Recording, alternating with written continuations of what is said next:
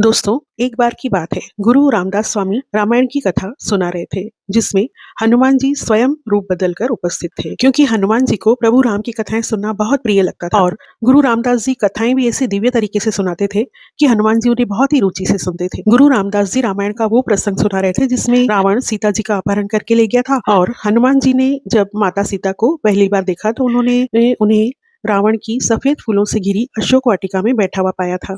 ये सुनकर हनुमान जी झटके से अपनी तल्लीनता से बाहर आए और थोड़ा क्रोधित होते हुए गुरु रामदास स्वामी जी से बोले कि गुरु जी, मैं आपकी कथाएं बड़े ही रुचि से सुनता आया हूँ। आप ये जो प्रसंग सुना रहे हैं उसमें आप कह रहे हैं कि माता सीता सफेद फूलों से घिरी अशोक वाटिका में बैठी थी। ये सही नहीं है। अशोक वाटिका में जो फूल मैंने देखे थे वे लाल रंग के थे। इस बात का मैं स्वयं साक्षी हूँ, क्योंकि मैं वहां पर उस समय उपस्थित था। तब गुरु रामदास जी मुस्कुराते हुए और पूरे दृढ़ निश्चय के साथ हनुमान जी से बोले, शायद आप इस बात को भूल गए होंगे, लेकिन वे फूल तो निश्चित रूप से सफेद ही थे। तब हनुमान जी बोले, चलिए हम इस समस्या को भगवान राम के पास ले चलते हैं। अब दोनों प्रभु राम के पास चल दिए। भगवान राम ने दोनों की बात सुनने के पश्चात कहा कि इस समस्या का मैं कोई हल नहीं दे सकता, क्योंकि मैं उस समय वहां पर उपस्थित नहीं था। ये बात तो आप सीता जी से पूछिए। फिर दोनों माता सीता के पास गए और उन्हें अपनी समस्या बताई। तब माता सीता ने कहा कि हनुमान, रामदास जी जो बोल रहे हैं वो सच बोल रहे हैं, क्योंकि अशोक वाटिका के फूल पूर्णतः सफेद थे।